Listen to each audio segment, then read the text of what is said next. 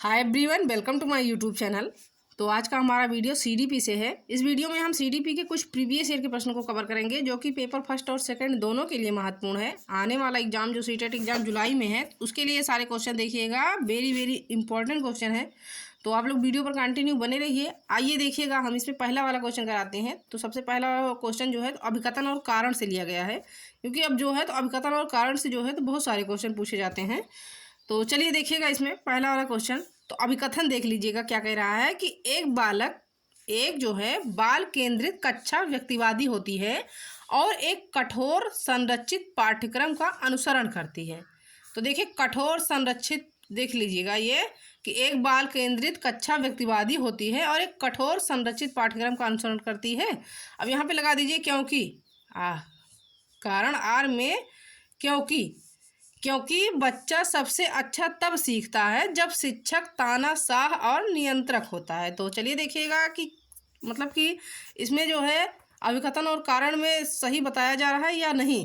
तो पहला वाला ऑप्शन देख लीजिए कि ए और आर दोनों सही है और आर ए की सही व्याख्या करता है, या फिर ए और आर दोनों सही है लेकिन आर सही व्याख्या नहीं करता है ए की, या अगला है कि ए सही है आर गलत है। लेकिन उसके बाद डी वाला देखिएगा कि ए और आर दोनों गलत है। तो देखिए कि ए और आर इसमें जो है तो वो दोनों गलत होगा। देख लीजिएगा इसमें कि एक बाल केंद्रित कक्षा व्यक्तिगतवादी होती है और एक कठोर संरचित पाठ्यक्रम का अनुसरण करते। तो कठोर नहीं होगा, ये जो है तो ये गलत हो जाएगा।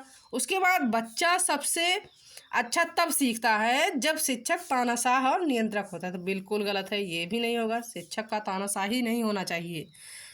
तो ये दोनों गलत होगा, यानी ए और आर जो होगा तो ये दोनों गलत हो जाएगा। तो इसका राइट आंसर हो जाएगा ऑप्शन नंबर डी। अब आइए देखिएगा अगला वाला क्वेश्चन कि बाल केंद्रित शिक्षण शास्त्र ...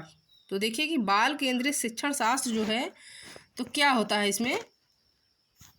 तो इसमें देखिएगा पहला वाला ऑप्शन कि विविधतापूर्ण शिक्षण शास्त्रीय विधियां समाहित करता है, यानी बाल केंद्रित शिक्षण शास्त्र जो है तो ये विविधतापूर्ण शिक्षण शास्त्रीय विधियां समाहित करता है।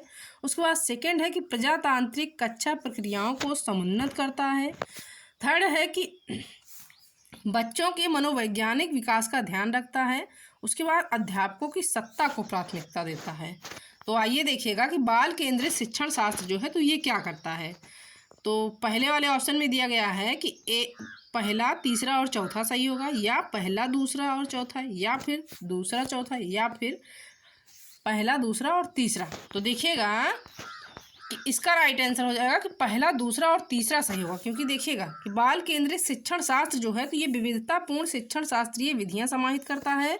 उसके बाद सेकंड है कि प्रजातांत्रिक कक्षा प्रक्रियाओं को समुन्नत करता है, और थर्ड वाला देख लीजिएगा कि बच्चों को मनोवैज्ञानिक विकास का ध्यान रखता है, लेकिन अध्यापकों की सत्ता को प्राथमिकता ये नहीं देता है।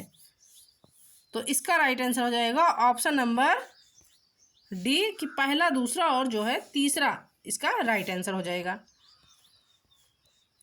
अब आइए देखिएगा अगला वाला क्वेश्चन। तो नेक्स्ट नंबर क्वेश्चन ये है कि बाल केंद्रित शिक्षा के समर्थकों का मानना है कि तो देखिएगा कि बाल केंद्रित शिक्षक के समर्थकों का क्या मानना है कि व्यक्तिगत अनुभव अधिगम प्रक्रिया में केंद्रित भूमिका निभाते हैं। यानी बाल केंद्रित शिक्षा के समर्थकों का ये मानना है कि जो व्यक्तिगत अनुभव अधिगम प्रक्रिया में जो होते हैं तो वो केंद्रीय भूमिका निभाते हैं। या अगला है कि कक्षा में अध्यापक के निर्देशन का आधिपत्य होना चाहिए, या बालकों के कक्षा से बाहर के अनुभव अधिगम में असंगत है, या डी है कि बालकों से स्वयं तर्क और चिंतन की अपेक्षा नहीं की जा सकती है। तो चलिए देखिएगा कि बाल केंद्रित शिक्षा के समर्थकों का मानना है कि जो है कि व्यक्तिगत अनुभव अधिगम प्रक्रिया में केंद्रीय भूमिका निभाते हैं। तो बाल केंद्रित शिक्षा के समर्थकों का यही मानना है कि व्यक्तिगत अनुभव जो हैं तो वो अधिगम प्रक्रिया में केंद्रीय भूमिका निभाते हैं। राइट आंसर इसका हो जाएगा ऑप्शन नंबर ए।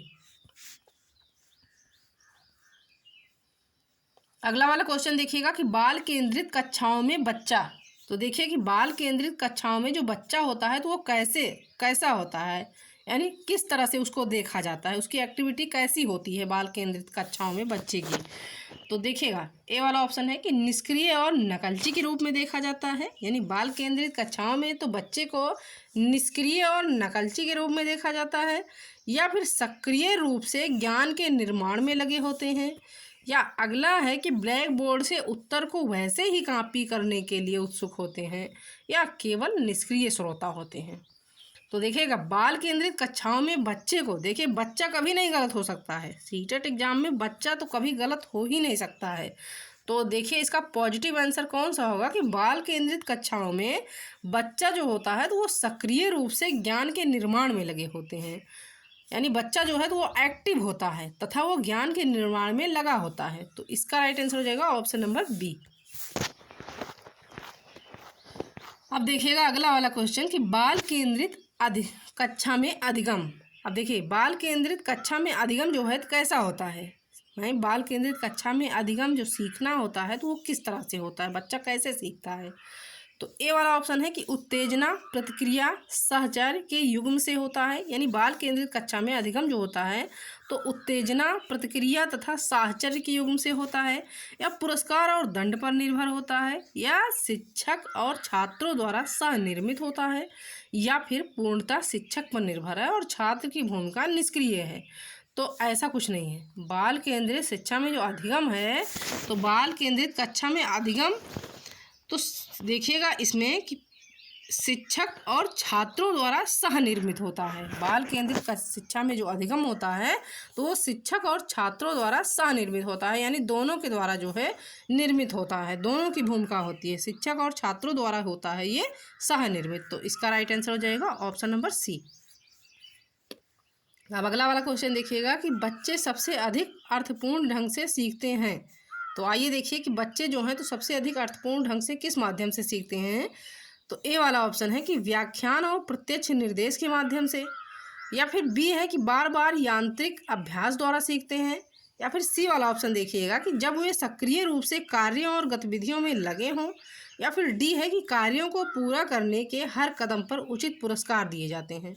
तो देखिए कि बच्चे सबसे अधिक अर्थपूर्ण ढंग से सीखते हैं, तो बच्चे सबसे अधिक अर्थपूर्ण ढंग से तब सीखते हैं कि जब वे सक्रिय रूप से कार्यों और गतिविधियों में लगे हों, यानी बच्चे जो हैं तो वो एक्टिव हों, उनका ध्यान जो है तो अपने कार्यों और गतिविधियों में लगा हो।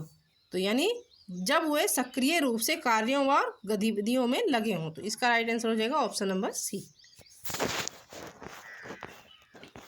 अब देखिएगा नेक्स्ट वाला क्वेश्चन। तो नेक्स्ट नंबर क्वेश्चन ये है कि एक बाल केंद्रित कक्षा किसके द्वारा बनाई जा सकती है। तो देखिएगा कि एक बाल केंद्रित कक्षा पूछा गया है इसमें कि किसके द्वारा ये बनाई जा सकती है। तो ए वाला ऑप्शन है कि शिक्षार्थियों को उनके प्रदर्शन के संदर्भ में समय पर प्रतिक्रिया प्रदान करना, या फिर प्रश्नों को हतोत्साहित करना और शिक्षार्थियों को निष्क्रिय रखना, या फिर सी है कि बार बार परीक्षण करना और शिक्षार्थियों को रुक रुक कर डर की स्थिति में रखना, या देखिएगा डी वाला ऑप्शन है कि शिक्षार्थियों के बीच प्रतिस्पर्धा को बढ़ावा देना। तो देखिए कि एक बाल केंद्रित कक्षा जो है तो इसमें पूछा गया है कि किसके द्वारा बनाई जा सकती है। तो एक बाल केंद्रित कक्षा जो है तो ये शिक्षार्थियों को उनके प्रदर्शन के संदर्भ में समय समय पर प्रतिक्रिया प्रदान करना। तो इसका राइट आंसर हो जाएगा ऑप्शन नंबर ए। बाकी सारे निगेटिव आंसर है। देखिएगा प्रश्नों को हतोत्साहित नहीं करना है, उसके बाद देखिएगा कि बार बार परीक्षण करना और डर की स्थिति आपको नहीं प्रदान करना है, ये भी निगेटिव होगा, और प्रतिस्पर्धा तो ये भी आपको नहीं करना है। तो राइट आंसर इसका हो जाएगा ऑप्शन नंबर फर्स्ट, क्योंकि ये जो है तो वो पॉजिटिव आंसर है। अगला वाला क्वेश्चन देखिएगा। तो नेक्स्ट नंबर क्वेश्चन ये है कि प्रगतिशील शिक्षा बालकों के प्रति कैसा दृष्टिकोण रखती है। तो आइए देखिए कि प्रगतिशील शिक्षा जो है तो ये बालकों के प्रति कैसा दृष्टिकोण रखती है। ए वाला ऑप्शन है कि ईश्वर ने उन्हें जन्म से उच्च नैतिकता और नीति प्रदान की, यानी प्रगतिशील शिक्षा जो है तो ये बालकों के प्रति ऐसा दृष्टिकोण रखती है कि इसमें जो है ईश्वर ने उन्हें जन्म से उच्च नैतिकता और नीति प्रदान की है, या फिर कोरी पट्टी रिक्त स्लेट जैसे, या लघु वयस्क जिनकी सोच वयस्क के कम हो, या अगला है कि जिज्ञासु प्राणी जो अपने आसपास को खोज अन्वेषण करके जानना चाहते हैं। तो देखिए प्रगतिशील शिक्षा में बालकों के प्रति कैसा दृष्टिकोण रखती है। इसमें कहा गया है क्वेश्चन में कि प्रगतिशील शिक्षा जो है तो ये बालकों के प्रति कैसा दृष्टिकोण रखती है? तो इसका राइट आंसर हो जाएगा कि जिज्ञासु प्राणी जो अपने आसपास को खोज अन्वेषण करके जानना चाहते हैं। सो इसका राइट आंसर हो जाएगा ऑप्शन नंबर डी। अब आइए देखिएगा अगला वाला क्वेश्चन। तो नेक्स्ट नंबर क्वेश्चन ये है कि एक शिक्षक अपने प्रत्येक बच्चे को पर्याप्त अवसर देता है। यह एक उदाहरण है, तो ये किसका उदाहरण है? एक शिक्षक जो है, एक टीचर जो है, तो अपने प्रत्येक बच्चे को पर्याप्त अवसर देता है। अब ये जो है तो ये किस चीज़ का उदाहरण है? आइए देखिएगा, ए वाला ऑप्शन कि प्रगतिशील कक्षा का उदाहरण है, या फिर लैंगिक समानता का, या सी है समावेशी शिक्षा का, या डी है उपर्युक्त तो सभी। तो देखिए, एक शिक्षक अपने प्रत्येक बच्चे को पर्याप्त अवसर देता है, तो ये उदाहरण जो है तो ये सब चीज़ का है, यानी प्रगतिशील कक्षा का भी होगा, लैंगिक समानता का भी होगा, क्योंकि इसमें जो है लड़के और लड़कियों में जो है तो भेदभाव नहीं किया गया है, लैंगिक समानता अपनाया गया है, तो इसका भी होगा। उसके बाद समावेशी कक्षा का भी होगा, यानी सभी प्रकार के बच्चे जो हैं तो पढ़ाई कर रहे हैं। तो राइट आंसर इसका हो जाएगा कि उपर्युक्त सभी, यानी इन सभी चीज़ों का होगा। तो राइट आंसर इसका हो जाएगा ऑप्शन नंबर डी। अब देखिएगा नेक्स्ट वाला क्वेश्चन। तो नेक्स्ट नंबर क्वेश्चन ये है कि बाल केंद्रित शिक्षा में रूसों का प्रमुख योगदान क्या है? तो देखिएगा कि बाल केंद्रित शिक्षा में इसमें पूछा गया है कि रूसों का प्रमुख योगदान क्या है। ये वाला ऑप्शन है कि शिक्षा आदर्शवाद पर आधारित है, यानी बाल केंद्रित शिक्षा में तो रूसों के प्रमुख योगदान ये बताया गया है कि शिक्षा जो है तो ये आदर्शवाद पर आधारित है। या सेकंड देखिएगा, बी वाला ऑप्शन देखिएगा कि छात्रों की विकास क्षमता से परे चीज़ें उन्हें नहीं सिखाई जानी चाहिए। या फिर सी देखिएगा कि शारीरिक गतिविधि का मानसिक गतिविधि से कोई लेना देना नहीं है। या डी वाला ऑप्शन देखिएगा कि छात्रों को उनकी क्षमता से अधिक पढ़ाया जाना चाहिए। तो देखिए कि बाल केंद्रित शिक्षा में तो रूसों का प्रमुख योगदान क्या है, ये पूछा गया है।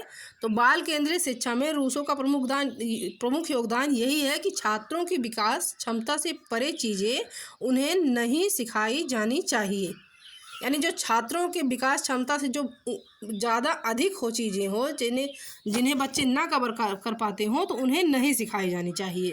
तो इसका राइट आंसर हो जाएगा ऑप्शन नंबर बी।